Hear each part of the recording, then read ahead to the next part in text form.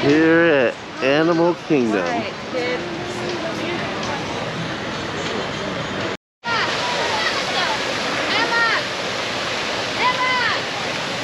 Calvin, Jake. Hello, Ibis. Nada. Look, they are stronger.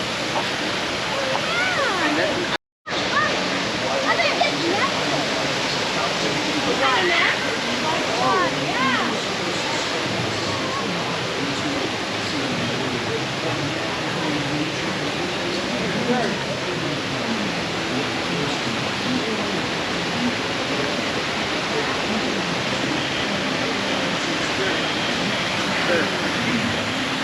want to take a look? There's a black swan that looks like it's nesting right there.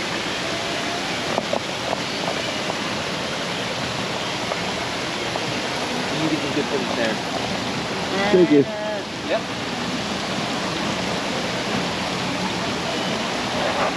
Okay.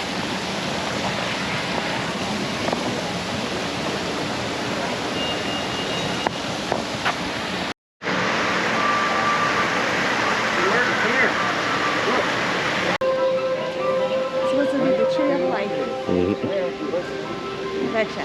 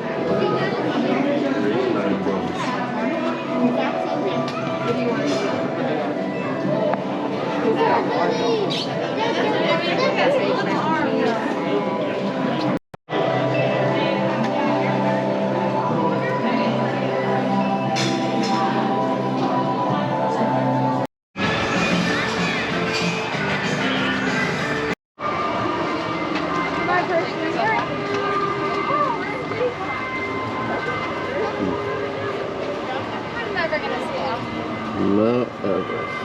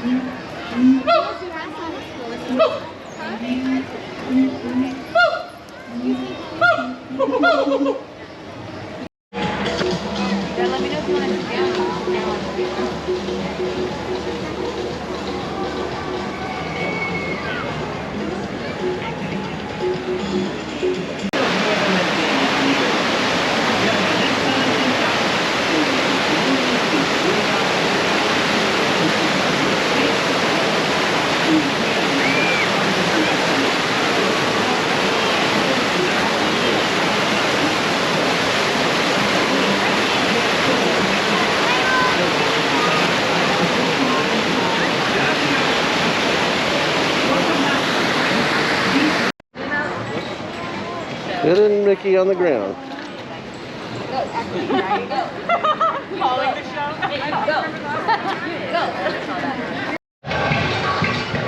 Tree of life.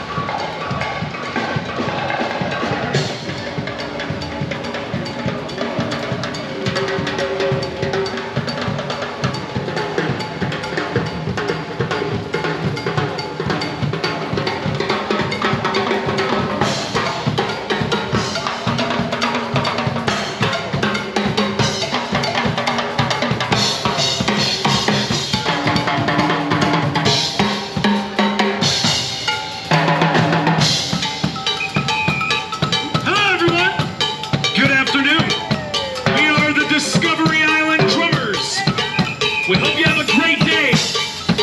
Keep jamming.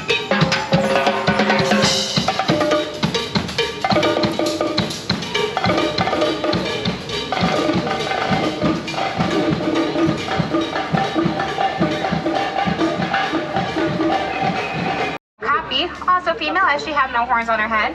She does have zebra-like markings, however, she's not related to a zebra. She's most closely related to a giraffe. They have a similar skull structure and long prehensile tongue shape. On our left-hand side now, those are Bongos, nicknamed the goose of forest because they're very rarely seen. So rarely seen, in fact, the Western world didn't know they existed until 1901. That's due in part because both male and female Bongos will have those long, heavy horns that angle back, making it easier for them to run through that tree line very quickly. Now we get another quick little look at that okapi over there on that right-hand side. And another saddle-billed stork on our left-hand side of that water's edge. They get their name for that yellow saddle-shaped shield on top of their beaks. Now, the stripes of those antelopes over there were their natural camouflage. And it looks like we'll talk about that again in a minute, because we found a black rhino over here.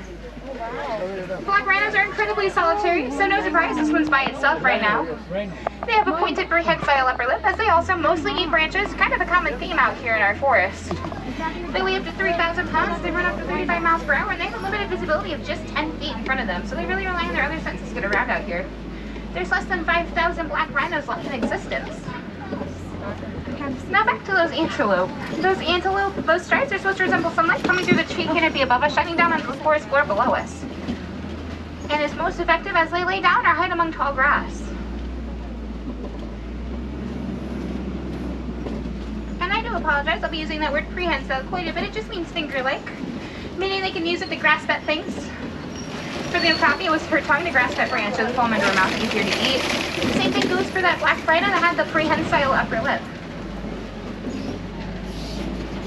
At the edge of the Eternity Forest is the Sapi River, so the Sapi River will be our second ecosystem we venture on into today. Being a river, you're going to want to keep your eyes peeled towards that water to be able to find our next familiar faces out here. Arguably the hardest one to spot out here is going to be the Nile Hippopotamus. And that's because during the daytime hours, they like staying fully and completely submerged underwater to keep cool and regulate their body temperature. Much like that one over there on the right-hand side's doing. To be able to hang out underwater that long to keep their body temperature regulated, they hold their breath underwater for up to 8 minutes. It also makes it easier for them to walk or run across the riverbed, which is their main method of transportation out here. They mostly come up onto the shores at night for feeding, however they do sometimes make their way onto the shores during the day for a quick snack before venturing back on into the water.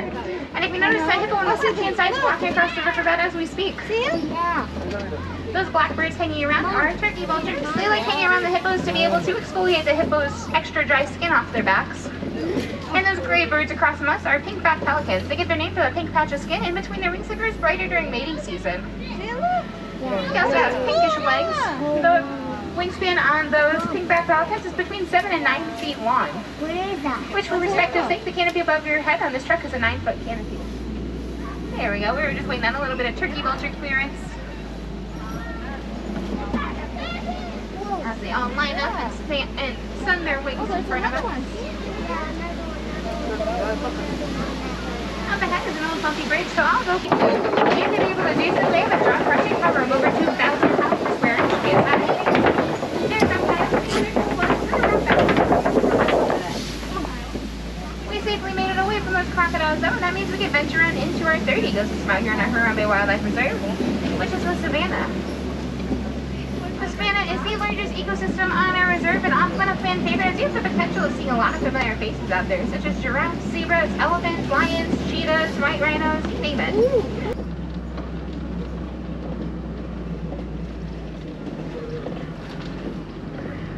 some white bearded wildebeest over there on our right-hand side. Coming up on our left-hand side in just a moment. Although you may know them by another name in Afrikaans. Their name is Gnu, spelled G-N-U, because that's the noise they make. And if you see this dog over here on the left-hand side, that's an African painted dog. It gets its name from the coloration on its coat. They're very family-oriented. They herd in packs of 5 to 15, and if a member of their pack is sick or injured, they will not move on until their pack member gets better. Over on the left-hand side, those brown antelope back there are the sable antelope. The symbol of our Harambee Wildlife Reserve out here in Africa, because they're very resilient, they're fierce protectors, and in a fight or flight situation, they pick fight every time, which is the energy we really want to have with conservation. And then our wildebeest, as I said, they also go by Gnu. He's so cute. They are one of the most densely populated animals on Earth, nearly beaten out by humans, and they'll migrate for over 1,000 miles a year. So to be able to keep up with the rest of the herd, babies are on just 15 minutes after birth. Mom, who are those speakers that I look on my side? Look on both sides.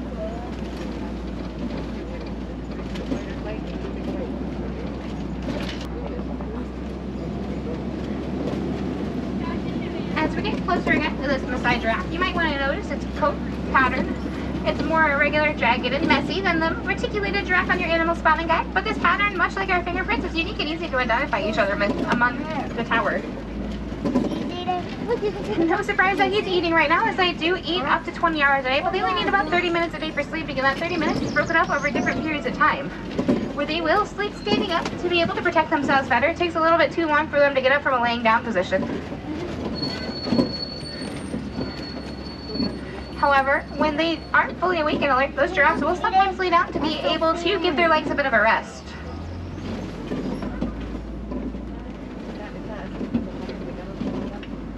Looks like there's another member of the giraffe tower hanging around this tree over here on our left-hand side. But on our right-hand side, you may notice this cattle at the top of the hill.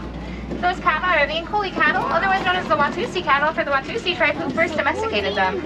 Their horns spin an impressive 4 to 5 feet long, and they're incredibly lightweight inside due to a honeycomb structure. The honeycomb structure also allows for blood to flow through until their horns cool off and cycle back into their body as a cooler blood. It's essential for their health, like their own portable AC system. But do stay fully seated and don't shout at them, they aren't easy to startle. As mentioned with the okapi, giraffes have long prehensile tongues. The length of a giraffe's tongue is about 21 inches long. It makes it easier for them to reach towards the tops of the trees. And their tongues are also purplish blue in color. Since those tongues are out 20 hours a day, it helps protect them from getting sunburned.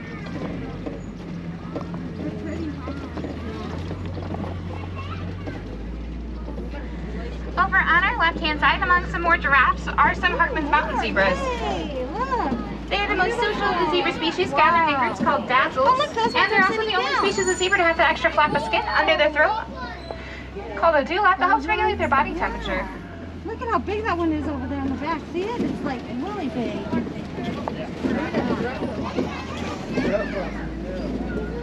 Now, as I said, we want to keep our voices down. We don't want to startle these animals in their very own homes. That wouldn't be very kind of us at all. Especially since we're making our way on towards some more large animals.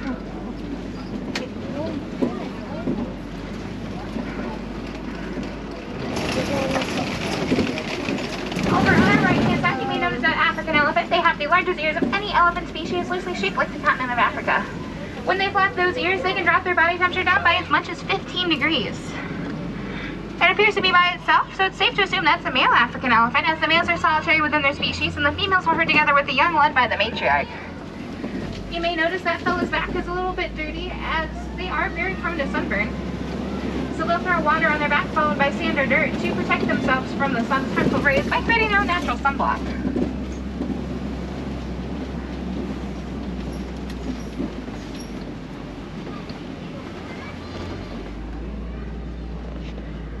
Now those elephants, weighing as much as they do, they have to eat about 300 pounds of food a day. So they don't sleep very much. They do sleep more than the giraffes we saw over in the earlier part of Savannah. However, they don't sleep very much as they're always looking out for food. Since we have to eat 300 pounds of food a day, it's easy for them to take down an entire season's worth of a farmer's crops in just one night, which they have been doing recently and creating tensions with the farmers as they have been facing habitat loss, so they've been encroaching into the farmers' territories. The farmers are just trying to make a living out there, and the elephants are just trying to find somewhere safe to live and food to eat. Being that they eat 300 pounds of plants a day, they don't quite just plants alone, so they often chew on red clay, such as what's around us right now, as a sort of nutritional supplement, kind of like taking their vitamins.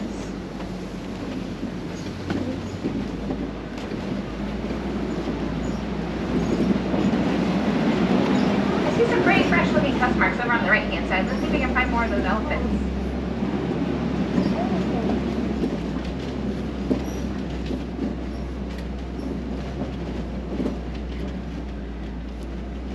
There are some baobab trees out there because elephants love hanging around those baobab trees. They know those trees as great sources of water. So they'll dig those ivory tusks in whenever they need a good water source. It looks like they're way off in the distance over there, so I want to know if we can get a little bit closer.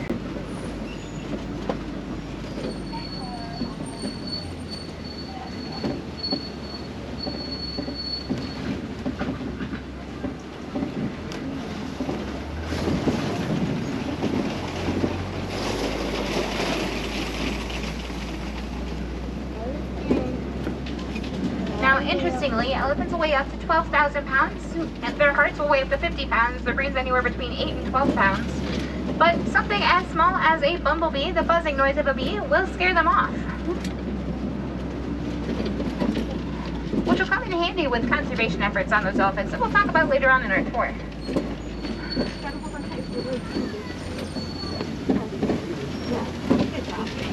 Looks like they're hiding past that tree. I'm not sure that we'll be able to see them from over here, but let's keep going.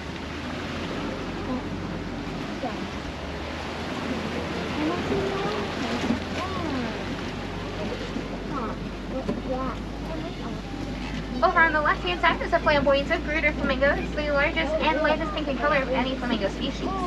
There are some gray ones out there, such as the one laying down, taking a little bit of a rest in that water, because they hatch from their eggs that gray color. They'll develop their light pink color over time through a diet of brine shrimp and other small crustaceans. It's rich in beta-carotene, which will give them that signature pink color we know and love them for.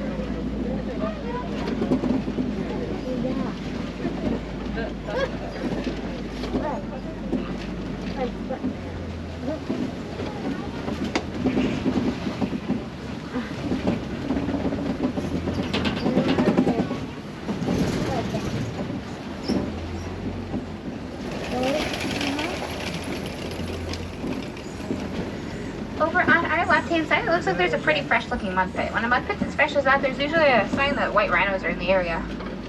White rhinos are more social than the black rhino of the estuary forest, so gathering in groups called crashers. So if we see one, we'll likely see a few of them. And they'll roll around at mud pits like that one on our left-hand side to protect themselves from sunburn, as they are very prone to sunburn as well. It helps keep them lathered up and coated. It also helps keep their skin clear of ticks and other parasites. You may notice a few of them hanging out back there on the right-hand side. They're larger than the rhino we saw in the forest, weighing up to 5,000 pounds. And they get their name from a miscommunication in reference to the shape of their mouths. As white rhinos have a broader mouth, they get their name from the Afrikaans word weit, meaning wide, because they mostly graze across the grass. You may notice those cheetahs over on the left-hand side, laying down in the grass back there towards that tree. Cheetahs are the fastest animal, reaching speeds of up to 60 miles per hour in under 3 seconds. However, they don't have the stamina to sustain those speeds for very far distances, so their cruising speeds about 45 miles per hour.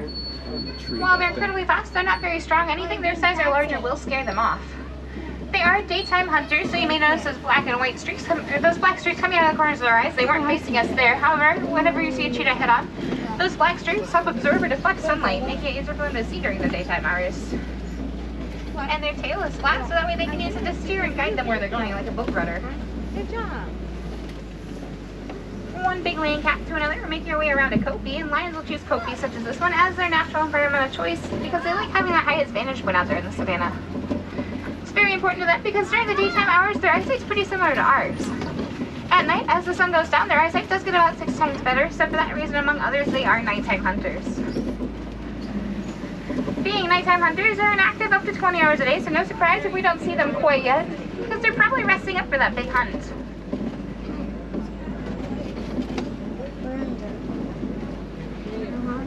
Over on our right-hand side, you may notice those ostriches back there, and that brown antelope. It's great to be able to see that brown antelope back there, known as a bontabac, closely related to the wildebeest that we saw earlier. Because until recently, there was less than 20 of them out in the wild. It was due to the conservation efforts of one farmer in Africa, gathering up as many as he could, which was about 17, protecting them, keeping them safe, and bringing their numbers back up. he single-handedly saved them from total extinction. Now, to make our way around some warthog burrows, it doesn't appear like anybody's home quite yet. Warthogs are a burrowing animal. They will burrow their own burrows. However, if they find an old abandoned animal burrow, they like working smarter, not harder. And these antelope alongside of us are the scimitar horned oryx. They're found in more desert-like conditions, so they can go up to 9 months without drinking water, provided they eat enough vegetation.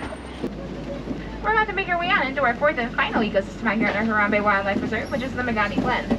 Magadi translates to spring or geyser in Swahili, so it's a great place for Ward to set up post, especially since he recently acquired some Nigerian dwarf goats.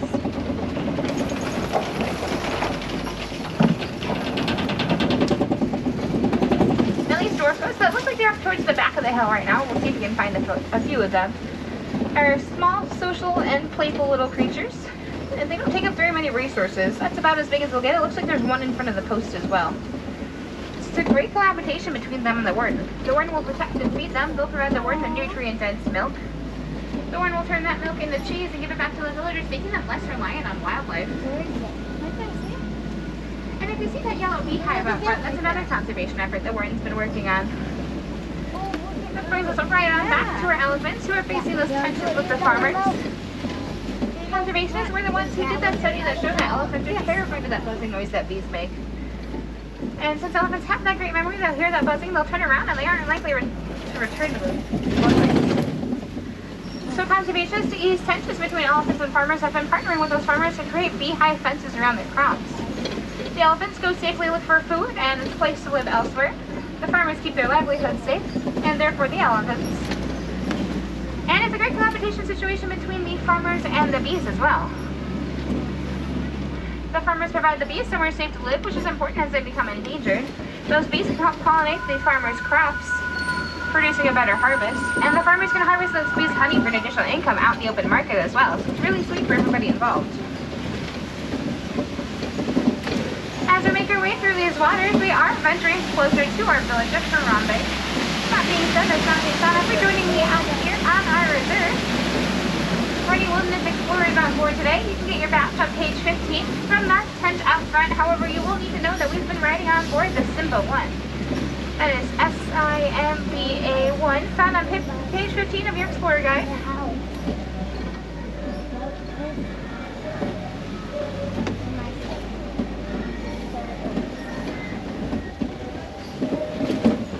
It looks like we're facing a little bit of a traffic clearance, so we're going to make our way on over to that second warden dock.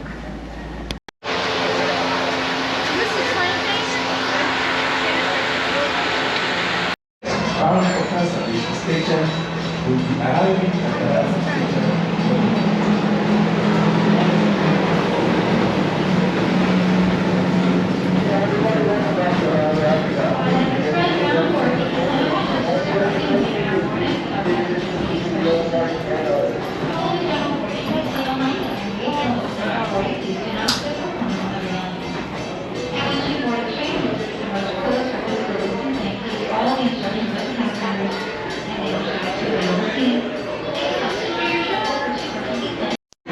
For a safe journey, remember to stay seated, keeping your hands, arms, feet, and legs inside the train. Sit all the way back against the bench, and please be sure to watch your children. Asante. Bienvenidos a bordo del Wildlife Express. Para que tengan un viaje seguro, manténganse sentados, con las manos, brazos, pies y piernas dentro del tren. Siéntense hasta atrás, pegados al respaldo de la banca. Y por favor, vigilen a los niños. Gracias. Jumbo, ladies and gentlemen, welcome aboard the Wildlife Express, your one-way transportation to Rafiki's Planet Watch. As a reminder, nose face coverings should be worn at all times over the nose and chin for the safety of you and me and the other guests around you. Also, there is no eating and drinking on board this train, so please keep those face coverings on, and no eating and drinking, please. Sit back, relax, and listen to the important messages from Rafiki's Planet Watch.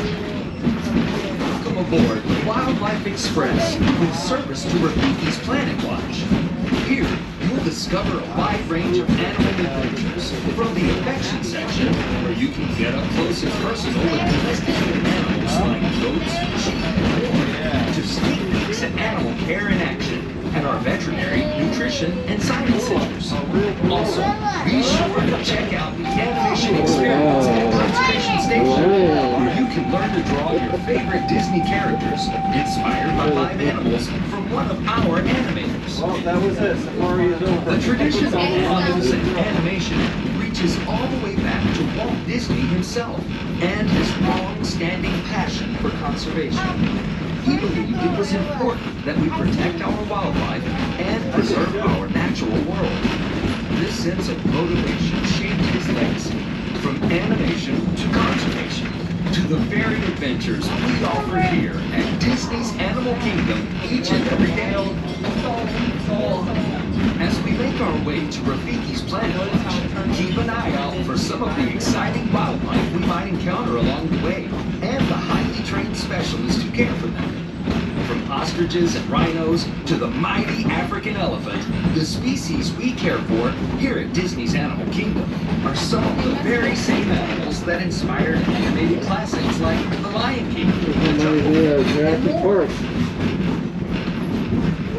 Did you know Bambi was the first animated feature to bring live animals into the studio? In the 1940s, Walt Disney and his animators modeled characters from the film after the movements and natural behaviors of their real-life counterparts. Even with the latest advances in computer animation, this tradition continues today as animators travel throughout the world to observe animals in their own surroundings. And that includes here at Disney's Animal Kingdom.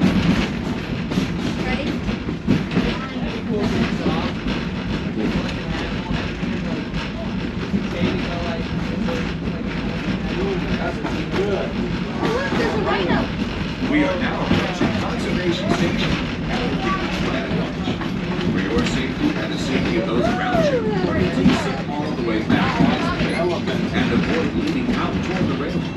Remain seated until the train comes to a complete stop. Please be sure to watch your children as you exit, go around, and explore.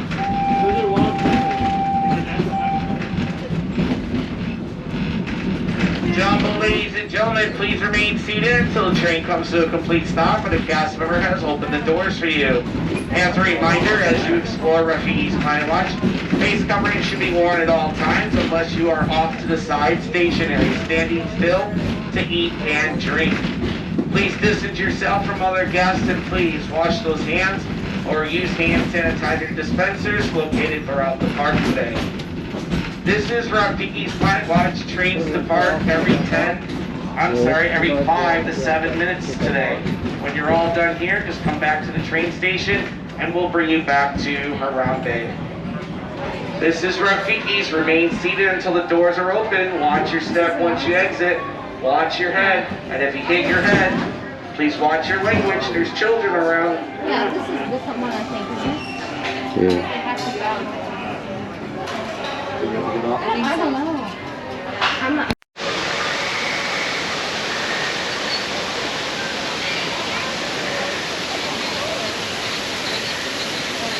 I feel like